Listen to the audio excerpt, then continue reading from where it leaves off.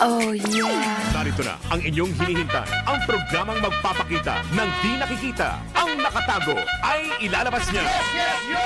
Topacio! Programang maraming ilalantad na mga sorpresa. Yes, yo! Topacio!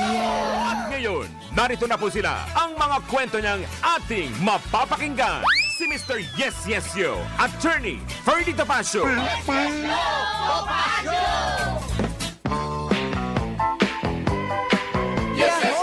Yes, yes, yo, Topacio. Sa ngalan ni Atty. Ferdy Topacio, ako po si Miss Juvie de Guzman na bumabati at nagmamahal po sa ating kaisa-isang birthday celebrant bukas.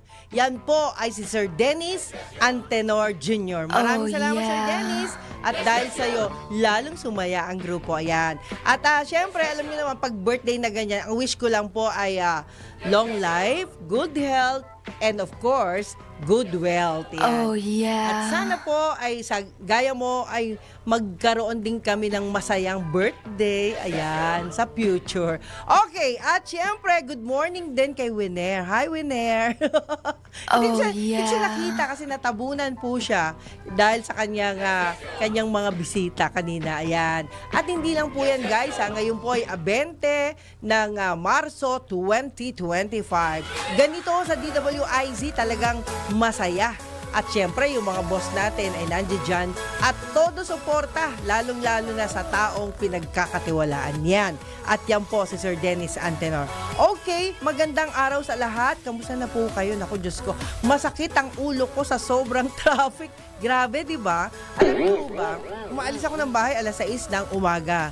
Pero para ako bumiyahe ng probinsya sa araw-araw na ginawa ng Diyos, dahil sa mga iilang mga motorista, lalong-lalo na yung pampublikong sasakyan. Ayan, kahapon ko pa ito binabanggit eh.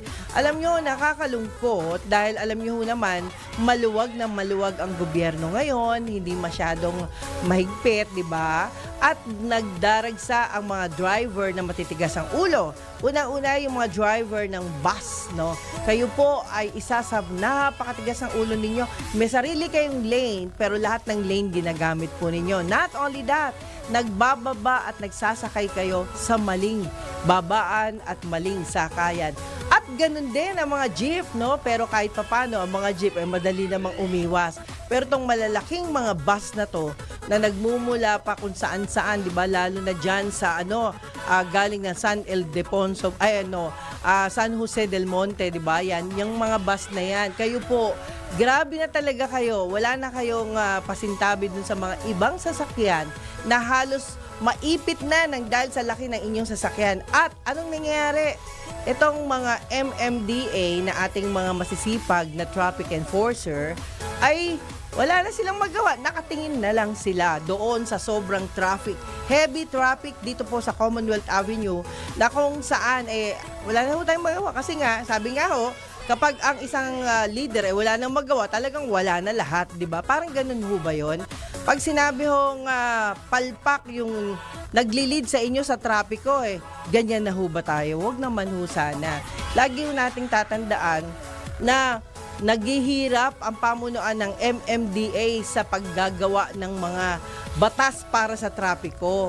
Yung mga leader natin sa MMDA, wag naman ho nating bigyan ng parusa kasi alam nyo ho, ang mabilad, maghapong nakatayo, mabilad sa araw, yan po ang pinakamahirap na nangyayari sa ating bansa.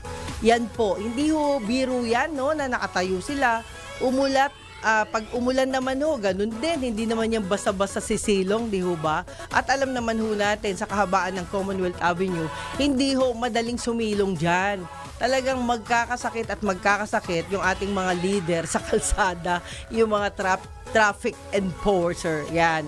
Sabi nga ng isang traffic enforcer na na-interview natin, alam nyo po, matitigas po ang ulo ng mga driver, lalong-lalo na daw, eto totoo ito lalong-lalo na daw yung mga pampasaherong jeepney at pampasaherong bus. Yan. Alam nyo po, hindi ko na maintindihan kung saan ilalagay ng bansang ito ang tama, di ba? Tamang direksyon. Kung kayo po ay merong disiplina na gaya ng sinasabi ho nating lahat na gusto natin ng isang disiplinadong bansa, gusto natin ay tahimik na bansa, gusto natin ay bansang may pagmamahal sa kapwa. How much more tayo, araw-araw tayong bumibiyahe, araw-araw po tayong nakikibaka sa problema, di ba? Sa lansangan. Mantakin ho natin, ha? Kung ang sarili ho natin, kayo po, lalo na yung mga driver, hindi nyo madisiplina, nag-aagawan pa kayo sa isasakay ninyo mga pasahero. Can you imagine, guys? Kayo po ay isa sa mga, sabi nga po hindi na ho nakakatulong. Bagkos, nakakasira po kayo sa imahe ng bansa. Can you imagine? Iipitin nyo sa gitna yung mga sasakyang maliliit, di ho ba? At hindi lang po yan, ha? Take note, guys. Sila po ay tumitigil hanggat gusto nila. Mali po yon. Dapat po maglaan kayo ng ilang minuto lamang. At kung wala kayong maisakay, lumipat na po kayo sa ibang loading station. Ewan ko, sorry no, to say. Sa Makati po, dati po ako dyan sa Makati. At sa Makati, kahit na anong oras, hindi ko makita yung problema sa lansangan. Kasi mayroong disiplina ang mga tao sa Makati. I don't know bakit dito sa Quezon City o minsan naman dito rin sa Pasig. May problema rin sa lansangan kasi yung lane na papunta sa, sabihin na natin sa north, ay napupunta sa north, yung mga papuntang south. Nag-aagaw sila ng linya. Ito yung mga hindi ko maintindihan. Bakit sa ibang bansa naman nakakasunod naman yung iba nating kababayan? Pero pagdating sa Pilipinas, ang titigas po ng ulo natin. Saan kaya dapat tatayo ang ating tagapamuno ng bansang ito kung lahat po tayo ay merong kanya-kanyang ginagawa, kanya-kanyang alam nyo minsan yung mga kanya-kanya, yan ho, nakakasama din ho yan. Kasi ibig sabihin, wala na kayong sinusunod, di ba? Mali po yun. Hanggat maaari, ako po minsan na rin naging bahagi ng MMDA dahil tayo po naging honorary member ng anti-belching group. Noon ho, kahit papano, ay meron hong delikadesa ang mga driver ng jeepney at driver ng bus. Kayo lang naman po yung paharang-harang Kayo lang po ang wala sa linya. Lagi niyong ginagawa na kung ano ang gusto po ninyo. Alam nyo guys, tayo naman po ay nakikiusap lamang, no? Makailang beses na ho tayong nakikiusap at talagang itong pakiusap natin ay meron naman nangyayari. Dati, no? Meron naman nangyayari at ngayon na naman naulit na naman. Kaya nga sabi nga, bakit dito sa Pilipinas, kapag sinabihan, sumusunod. Pero pag nakatalikod na yung mga enforcer, nakatalikod na yung mga taong nakiusap sa kanila, kita nyo nga, isa pang kaibigan natin, natanggal nga dahil sa sobrang katigasan ng mga ulo ng mga driver ng pampubliko. Diba? Kung hindi ako nagkakamali, si Colonel Lebriha, Bong Lebriha, yan po isang mahigpit na enforcer yan. Syempre, siya po, alam niya kung ano yung mga bawal at hindi bawal, di ba? Alam po niya kung paano gagawin yung tama at mali. May mga pagkakataong meron din siyang konting nakakalimutan, pero ito po isang magaling na enforcer, magaling na leader ng traffic. Kita nyo, di ba, nawala dun sa publiko dahil nga po, marami hong tumutuligsa sa sobrang higpit niya. Alam nyo ho mga kaibigan, kung tayo po ay may bansang hindi mahigpit, wala ho, gulo-gulo na ho tayo. Kita nyo, ang tatapang ng mga illegal, ang tatapang ng mga violator. Can you imagine guys, kung sino pa yung mga may violation, sila pa ang matapang, di ba? Tingnan nyo po ang inyong mga sarili. Tingnan nyo po ang inyong pamilya. Sa inyong member na lang ng pamilya, sino ba ang matapang sa loob ng inyong mga tahanan? Di ho ba? Yung walang trabaho, siya pa yung matapang. Yung walang hanap buhay, kundi tambay, umaasa kay nanay at kay tatay, di ba? Yung mga taong palamunin, kumbaga. Sabi nga po ng iba dyan etong tao na to, wala namang hanap buhay, nandun sa lansangan at nakikipag-inuman. Yan po yung mga bagay na hindi ho maganda sa paningin ng mga bata. Wala na nga kayong hanap buhay, kukunin nyo pa yung pera para sa pagkain ng inyong pamilya. How much more kung laging lahat ng mga problema dito sa lansangan ay ganun din, di ho ba?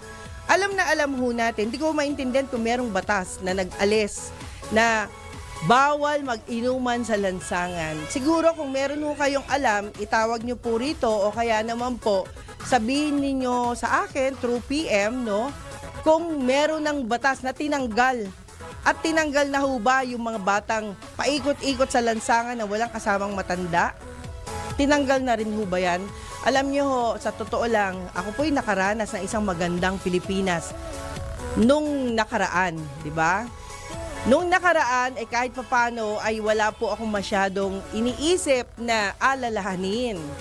Pero ngayon ho, ang dami hong problema. Alas 12 na ng gabi, 1:00 na ng gabi, kayo po ay nasa lansangan na. Marami pong mga grupo-grupo. Ito po yung mga grupo-grupo, hindi ko alam kung anong nagagawa ninyo. Kayo po ba'y nakakagawa ng kabutihan sa kapwa? Di ba nagkakalat lang kayo? Nagbabanding-banding kayo ng mga grupo ninyo, if I may say, no? Mamaya, hanapin ko lang yung ano. Marami hong mga naggugrupo-grupo, lalo na sa lugar namin, yan, nakakahiya, di ba? Kayo po ay nagmamalaking, kayo'y public servant. Kayo po ay namimigay ng bigas, namimigay ng kung ano-anong ayuda doon sa mga mahihirap daw, di ba? Pero ang pinamimigay po ninyo ay galing din sa mga hiningi ninyo.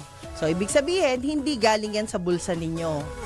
At ang masakit pa, ang ilan sa inyo ay walang pakundangan na nakikipark kayo sa mga harapan ng bahay ng may bahay tapos mag-iiwan pa kayo ng basura ninyo, di ba?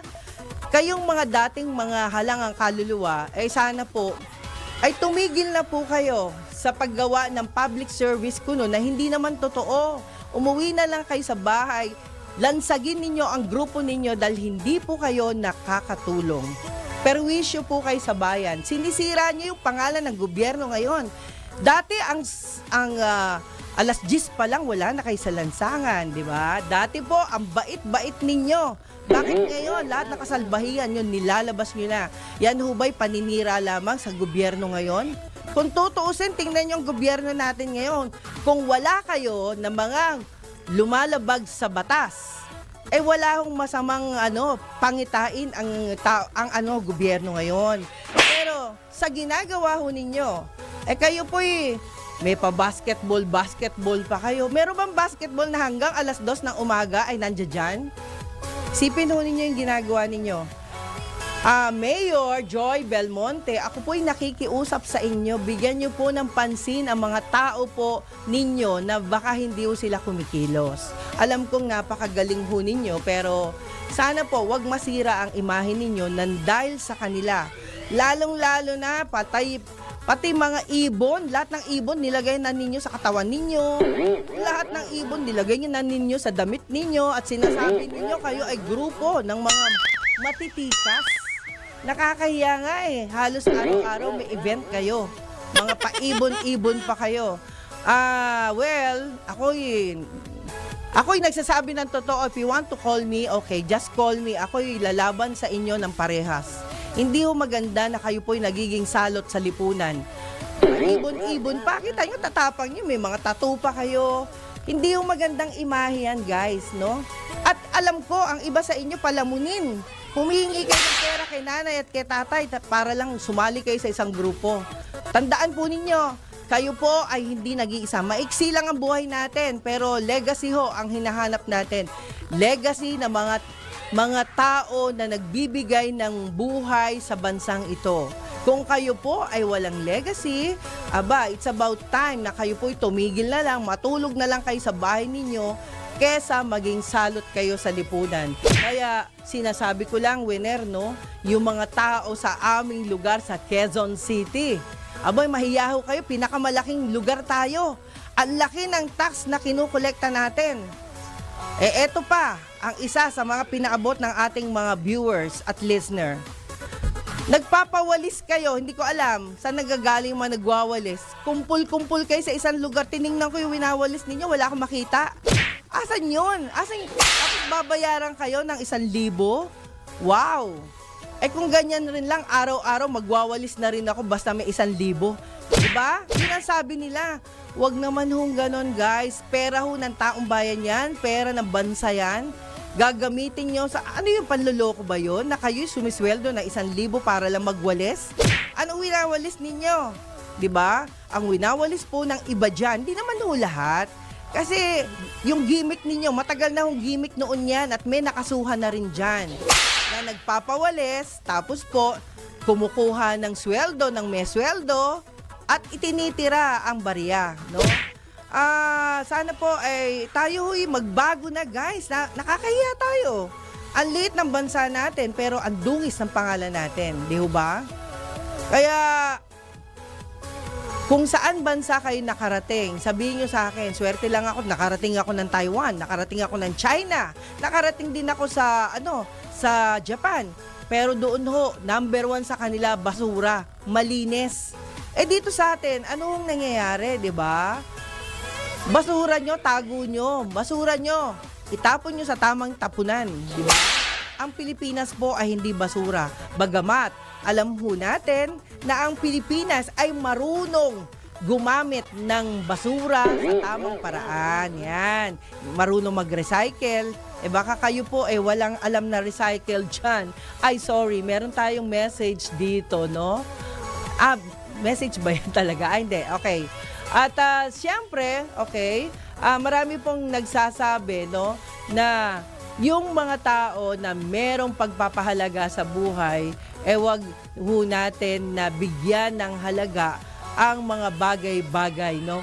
Wag natin bigyan ng halaga kung ito ho ay nakakasama sa kapwa. Kaya salamat. Yes, of course. Sige na. Meron pa ba tayong additional dyan? At antabayanan nyo, maya-maya magbibigay ho tayo ng update. At syempre, sa ngalan po yun ng ating ating makaagapay. Of course, time check muna tayo sa ngalan ng ating mga friendship dahil alam nyo ho, hindi ho nakakatuwa kapag problema ang nababanggit natin. Pero itong problema na to, kaya ho natin binabanggit para mahiya po kayo at baka sakali magbago po ang isip ninyo. Dahil alam po ninyo kung anong tinutukoy ko at alam din po ninyo kung sino kayo kasi kinausap ko na kayo. So sana, pagpatuloy lang po natin ang paggawa ng kabutihan. Hindi ibig sabihin na kapag meron tayong pangit na leader na gumagawa sa inyong barangay, wag naman ho ninyong gayahin sila. Kayo po ay gumawa ng tama at bigyan nyo ng legacy ang sarili po ninyo. Hindi yung legacy ng pera lamang. Kasi ang pera po, nawawala yan. Pero tandaan nyo, pag namatay kayo, baka hindi kayo pansinin ng mga katabi ninyo. Okay mga kaibigan, time check muna tayo sa ngalan po ni Attorney Ferdy Topacio. Yes, yo, Topacio. Ang oras, alas 11:25 ng umaga. Yes, yo, Topacio! Yes, yo, Topacio! Si Mr. Yes, Yes, Yo, Attorney Ferdy Topacio. Yes, yo, Topacio! Yahoy! Ayan, ang oras po, alas 11:33 ng umaga. Siyempre, sa ngalan pa rin yan ni Attorney Ferdy Topacio. At siyempre, babati muna tayo. Alam nyo, marami ho tayong dapat pasalamatan. Yan, bukod sa pamunuan, siyempre, salamat kay Sir Attorney. Ha? Ayan, bumabagsak. Bumabagsak siya. Ayan, maluwag yata, oh. See? Okay, at syempre tayo naman po ay nagpapasalamat kay The Freds, Josephine Salvador, ayan. At lagi po tayong nagpapasalamat din. Ayan, sige. Diyan sa mga kaagapay natin, of course, si Marlene. Hi! Eva Grijalvo Nunez. Okay. At syempre, Aida Zubel. Salamat po, Rodolfo Valdez Ordonio. Si Nanay Tatay Takang. Ayan, mabuhay po kayo, syempre. Hindi natin makakalimutan yung patuloy na sumusubaybay sa Yes Yes Show Topacio. At syempre, si Dave Fajardo. Ayan, si Junie. Si Junel. Ayan, Junel, salamat sa'yo. Junel, Lego. O, diba? Talagang napulit ako sa kakahanap ng hinahanap mo. But anyway, Reggie Oliero, salamat po. Of course, kay Carudel Adsuara. Hi, James, salamat po sa inyo ha. Patuloy kayong nagbibigay ng ehemplo. Salamat po sa mga, alam nyo, nakakatuwa, no? Mayroon tayong mga ilang pagpapasalamat na dapat nating ipaabot, lalo na kay Boy Arsenio Evangelista.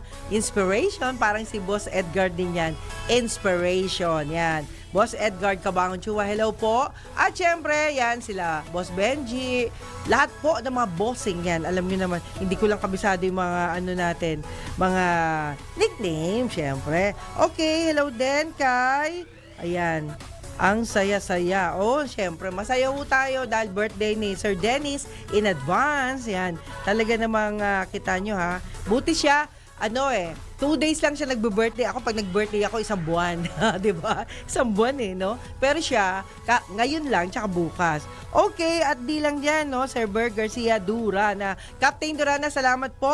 At bon voyage kay Diego Magpantay Jr. Hi, salamat po. At hindi lang po yan. Hello din kay Dave Diwa. Yan, Shinzo Ave. Ay, hindi pala. Shinzo. Ave talaga. Spike, para sa iyo yan, Spike. Ayan, Tito Boy Abunda, Danny, Zafra of course, Dodi Zafra Romel. Salamat din sa iyo. Ayan, APC Rio June. Nako, sorry hindi na matutuloy ang usapan natin dahil alam mo, pag walang budget ay wala talaga. Ayan. Okay, so mga kaibigan, para naman sa balita, tinanggal na ng Philippine Health Insurance Corporation o PhilHealth ang 45-day limit sa lahat ng ibinibigay nilang benepisyo. Alinsunod dito sa pagnanais ni Pangulong Ferdinand Marcos Jr. na maging tuloy-tuloy ang serbisyo ng PhilHealth. Binigyang diin ni PhilHealth Acting President at CEO Dr. Edwin Mercado na ang paglilimita sa benepisyo at lumang estratehiya sa pagkontrol ng gastos kahit napapanahon na upang magkaroon ng reforma rito. Oh, that's good. Maganda ho yan. At syempre, para sa detalye ng PhilHealth Circular 2025-0007, maaaring tumawag ang miyembro ng PhilHealth 24/7 touch points sa 02-866-225-88 o sa mobile numbers 0998-857-2957. At hindi lang po yan, isulat din po ninyo itong 0968-865-4670 o kaya naman sa 0917-127-5987 o 0917-110-9812. Maaari rin itong i-download sa www.philhealth.gov.ph. Puro capital po yan. Yan po ang good news para sa inyong lahat. Hindi po basta tinanggal, papalitan lang po yan ng sistema. Which is, maganda ho yan. Di ho ba? At of course, sabi nga po ay nadiskubre ng Bureau of Customs sa pamamagitan ng Customs Intelligence and Investigation Service, Manila International Container Port at ang mga hindi dokumentadong disposable vapes, vape pods at iba't ibang paninda na may kabuuang halagang mahigit 1.18 billion pesos sa Valenzuela City. Naku, lagot ka. Nalaman, no? Valenzuela City pala. Sa bisa ng isang letter of authority, pinuntahan ng BOC, katuwang ang Philippine Coast Guard Task Force, Aduana at mga lokal na otoridad ang bodega ng Barangay Kanumay West noong March 13, 2025 para maisagawa ng inspeksyon. Yan. Dito tumambad ang mga hindi dokumentadong produkto na kinabibilangan ng nasa 182,000 unit ng disposable vapes at 80,800 vape pods na nasa 320 million pesos ang halaga. Kasama na ang excise taxes. Nako, eto nga ho kapag hindi talaga documented, talagang sigurado may madidiskubre ang gobyerno. Yan. At hindi lang po yan, bukod sa mga smuggled na vape products, na-recover din sa bodega ang iba pang kontrabandong produkto tulad ng ukay-ukay na damit, electronic accessories, pagkain galing China, disposable syringes, at muebles para sa opisina.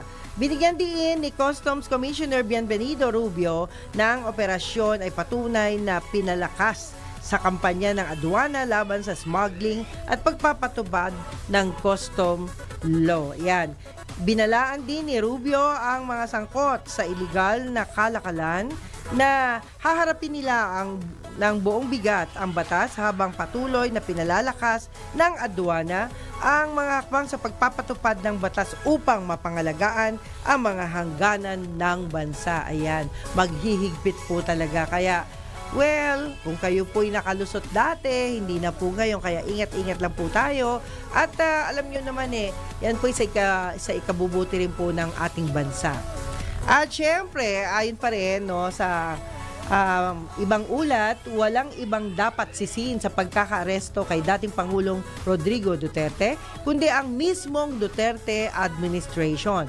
Tugon ito ng palasyo sa mga batikos kung bakit hindi muna dininig ang kaso ng dating Pangulo sa Pilipinas bago dalhin sa International Criminal Court na nagpapakita lamang na mahina ang justice system ng bansa. Tugon ito ng palasyo sa mga importante ho ito ayon kay Palace Press Officer Claire Castro. Ang dapat questionin ay ang administrasyong Duterte dahil noong November 2021 humiling ang nakaraang administrasyon sa ICC na suspendehin muna ang investigasyon sa war on drugs at nangakong magsasagawa ng sariling pagsisiyasat at papanagutin ang mga may sala. Yan. Pero noong June 2022, bago pa man manumpa si Pangulong Ferdinand Marcos Jr. sa pwesto, sinabi niya ng ICC prosecutor na hindi natupad ng administrasyong Duterte ang pangakong magsagawa ng investigasyon at kasuhan ng mga responsable sa extrajudicial killings. At sabi pa, giit ni Castro na hindi ang pagkilos na ito ng administrasyong Duterte ang nag-uudyok sa ICC na arestuhin ang dating Pangulo at kalaunay inilipat sa The Hague, Netherlands. Ayan. At sa huli, sabi nga po ay wala rin anyang pagkukulang dito ang administrasyong Marcos dahil unang-una, paano nila maipagpapatuloy ang investigasyon kung wala namang sinimulan ang Duterte administration? Yan po ang ilang mga bahagi ng ating pag-uulat para dito sa mga importanteng bagay. At syempre, alam niyo mga kaibigan, tayo po magpapasalamat din kay Katirso Peralta sa pagbati at syempre Ernest Saturnino at sa mga hello Captain Durana, salamat po. Yung request po ninyo ay pinalo up ko po pero wait lang daw po. Ayan, busy lang talaga sila. Ayan. At sabi naman ni Juniper Di Makiling, mabuhay po. Alam niyo, minsan nagkakalat yung mga pamangkin ko. Hindi ko alam kung saan sila nanggagaling. Anyway, hello din kay Dindofer Hernandez, Gina Patanaw Broom, at saka sa mister mo si James Broom na ngayon ay nasa barko. At syempre, hello din sa aking pinsan and Ian Zafra Di Makiling. Mabuhay ka. Akalain mo, di ba? Humabol ka pa sa biyahe. Okay. At hindi lang yan, Maria Fatima Di Makiling, Mark Nilo Ojaman, ay kay Ma'am Bambi Fuentes. No, hindi pa ako napupush pumunta dyan. Pasensya na po. Marisa Malyari, Kaloy Tolentino, of course, si Attorney Ellie. Ayan, si Ellie. Attorney Ellie Malyari, mabuhay po kayo. Magpalakas kayo, Sir Ellie, kasi importante na kayo po'y lumakas. Hello din kay Sir Dennis Garcia Arce. Siyempre, sa iyong mahal na magulang yan. At hindi lang po yung pamilya mo rin, Sir Dennis, Pagaling ka po. Mila Salonga and family, yan. Hello din, Neneng. Nako, salamat po. Ayan, Carmen Alfa, thank you. Ruben Castor, John Carlos, at si Rosin Belen. Ako, marami po ito. Pasensya na kayo guys, hindi po lahat ay mababati natin. Maya-maya siguro habol natin iba. At maraming salamat din po sa inyo Antabayanan nyo ang susunod na segment natin. Makalipas lamang ang ilang paalala dito sa ating himpilan. Ang oras po, alas 11:44 ng umaga. Yes, yes, yo! Topa Show! Yes, yes, yo! Ahoy! Siyempre, yes, yes, show to Pasyo. Ang oras po, alas 11:47 ng umaga. At of course, alam nyo, maraming salamat sa mga blessing. Alam mo, ang blessing talaga, dumarating yan ng hindi hinihingi, di ba? Salamat po. Okay, at ngayon naman mga kaibigan, sa huling kailangan malaman ho natin to. Alam ko marami na ang gigigil sa subway. Kasi po, alam nyo ho, yan po yung madalas kong sakyan no ako ho'y nasa Japan. At itong subway na to ay talagang napakagaling dahil una-una, pag tumatakbo po ang subway, hindi na po yan magbibigay ng maraming problema siguro sa atin sa traffic, di ba? Almost everyday talagang traffic ako Anyway, posibleng sa taong 2032 pa, ayan, magsimula ang partial operations ng Metro Manila Subway Project, di ba? Ibig sabihin, at least meron, di ba? Kaya yung mga fake news dun sa iba na sinasabi, hindi na raw, close na raw, hindi na raw magagawa. Wag naman ho ganon. Alam nyo ho, parang bumababa ang moral ng mga tao ho. Kapag ganyan ho na binabalita natin, hindi naman ho pala ganon, di ba? So, ito ho yung tama. Kaya dito sa DWIZ, ito ho yung tama. Ito ang inamin ni Transportation Secretary Vince Dizon, bunsod ng mga delays na kanilang dinatnan sa kagawaran. Ayon kay Secretary Dizon, malabo sa taong 2028 o sa pagtatapos ng termino ni Pangulong Ferdinand Marcos Jr. Makomplento ang proyekto. Yan, tandaan po natin At ibinunyag din ng kalihim na kabilang sa mga dahilan ng pagkaunsyami ng operasyon ng subway ay ang pagresolba. Ito ang totoong issue. Pagresolba sa mga issue ng right of way. Tama ho yun kasi alam nyo ho, right of way, hindi ho yung budget na sinasabi ng iba naman. Right of way po ang problema. Yan ho ang dahilan kung bakit tumatagal. Totoo yun kasi alam nyo ho, may mga may-ari, di ba? Tapos yung may-ari medyo maaring humihirit. Baka lang. Hindi lang humihirit baka ho ayaw niya, di ba? May mga ganon. At meron din siyang plano. Alam nyo, yung mga mapera ho ngayon, kaliwat kanan kung magpatayo ng kanilang mga property, di ba? Swerte lang ho yan. At syempre, pagbati na rin pinapaabot natin kay Amelia Cawana and family, Amelia Hirao and family, sorry. Ayan.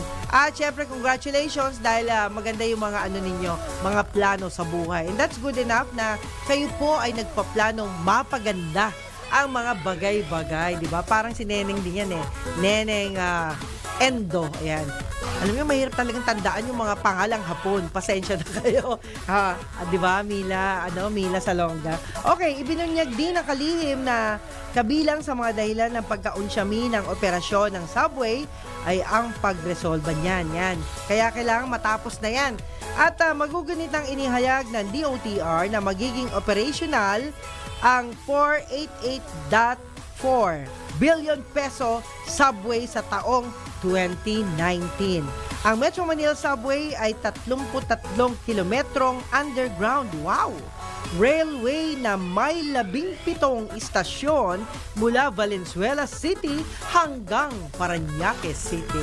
Ay, ang daya. Hanggang Valenzuela lang. Hindi pa aabot dun sa mga sa lugar ko sa aking kapatid. Anyway, sige lang. Yan po ang ilang mga mga nakakatuwang balita, di ba?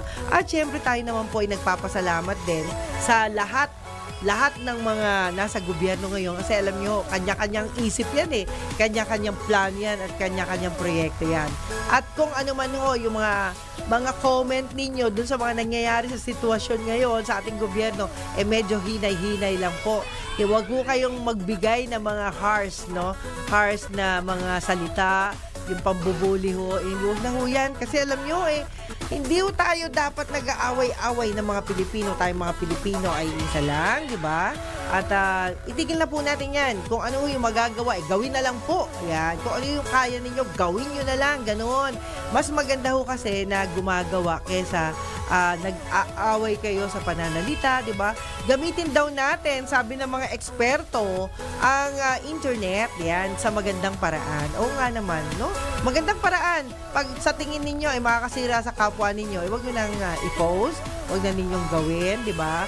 At sa tingin nyo naman, nakakatulong, sige, go ahead, di ba? Pero syempre, alam nyo naman, baka mapalo kayo ng dakilang lumika pag salbahe kayo. Anyway, ganun ho yun. Meron nga hong kawikaan. Ito, sabi nga po, sa 29:15. Sabi po, ang pagpalo sa bata upang siya ay ituwid ay makapagtuturo sa kanya ng karunungan. Ngunit kung pababayaan lang siya, makapagbibigay siya ng kahihiyan sa kanyang mga magulang. Alam nyo ho, ngayon ho sa batas ng Pilipinas ay hindi na ho uubra yung ganyang kawikaan. Pero yan po ay nasa Biblia actually, no? Pero may ginawa hong batas ang tao na hindi na ho tayo pwedeng mamalo sa mga bata. Pero alam nyo ho, mas maganda ayusin yung batas na yan. Actually, maraming mga bata ang hindi ho talaga mahirap ipaintindi sa kanila na mali na yung nangyayari, mali na yung sinusundan nila, mali na yung ginagawa nila. Di ba? Kung tayo po ay laking, alam nyo, minsan ang palo, hindi naman doon nakakamatay yan, di ba? Pag medyo pinalo ka, noon nga, pinapalo ako ng ng tsinelas. Mga tsinelas, minsan pa, no? Yung mga sinturon. Kung kayo po'y nakaranas ng ganyan, di ba? Pansinin nyo, yung mga nakaranas ng palo sa kanilang mga magulang kung sila'y nagkakamali, yan po, makikita nyo. Definitely, 100% mabuting tao siya ngayon. Yan. Mabuting tao yan kasi hindi yan gagawa ng ikasasama niya. Di ba? Pero, karamihan, take note guys, ito, proven ko to Karamihan sa mga batang hindi nakatikim ng palo, hindi nakatikim ng mga ganong parusa, ay kadalasan ay wala sa wisyo. Ayan. Kadalasan, pero meron pa rin namang mabuti, di ba? Pero yan ho, isang magandang senyales kung kayo po'y nagdaan sa mahigpit na magulang. Swerte ho ninyo, ha? Kita nyo, pag mahigpit yung magulang ninyo, alam nyo na kagad na hindi pwede to, di ba? Sabihin na lang natin, kagaya ho ng mga early marriage, di ba? O yung mga early pregnancy, di ba? Kita nyo, ha? Kasi hindi nga raw sila nakaranas ng palo. Yung iba sa kanila ay basta inaabutan lang sila ng pera o punta sa school, may project sila, binibigyan sila ng pera, di ba? Yun ho ay maling-mali. Kasi pag pera lang, ay magkakaroon pa sila ng barkada. At kadalasan, ang mga kabataan po kasi kapag maraming pera, di ba? Sila po ay hindi na namimili ng kaibigan o barkada. Sila po ay basta na sumasama, basta na lang gumagawa ng mga gimmick-gimmick. Yan po kasi ang nakakapagpasama. Kasi kung hahayaan natin ang mga kabataan sa ganyang kalakaran, talagang mapapasama tayo. Siguro yan yung batas na medyo ayusin lang ng ating gobyerno, no? Yung batas na pagpalo. Pero take note, pwede nating paluin siguro kung sakali lang, no? Kung sakaling papaluin natin yung mga anak natin, siguraduhin nyo yung bata hindi magsusumbong. Pag nagsumbong yan, yari kayo. Ayan. Hindi naman. Siguro, medyo tapikin nyo lang ng konti. At least alam nyo na, anak wag mo nang gagawin yan. O kaya naman wag nyo siyang kausapin. Tingnan nyo. Alam nyo yung mga bata ngayon, marunong na rin Pag hindi mo siya kinausap, alam niya na galit ka. O, di ba mas maganda? Ganun na lang, guys. At tayo naman madaling kausap sa lahat ng bagay. Sabi nga ho, di ba? Kaya ako kahit papano, nagdaan sa akin 2 pamangkin, 3 pinsan na halos lumaki sa akin, at 1 anak. Yan. Yan ho nagdaan sa proseso ang lahat ng yan. Nagdaan sa proseso kasi sa akin sila lumaki. Nakakatuwa lang, no? Na meron kang maipagmamalaki na kahit papano ay natuto sila ng mga bagay-bagay na hindi po nagagawa ng kanilang mga magulang. Yun po naman ay isang pag-asa na ibinibigay natin sa iba. Kung gusto nyo lang na maging mabuting anak ang inyong anak, bigyan nyo sila ng magandang aral. Minsan kasi, titingnan ng isang anak yung kanyang magulang, kung anong estado, kung paano sila pinalaki, yan po ay gagayahing tiyak, no? Gagayahing tiyak ng ating mga anak yan. Okay, at sino ba yung ating susunod na programa na ating bibigyang pasalamat? Muli po, Sir Dennis! Sir Dennis Antenor Jr., happy birthday to you. Happy birthday to you. Happy birthday to you. Happy birthday, happy birthday. Happy birthday to you. Happy birthday, Sir Dennis Antenor Jr. We love you very much. Keep up the good work. Yan.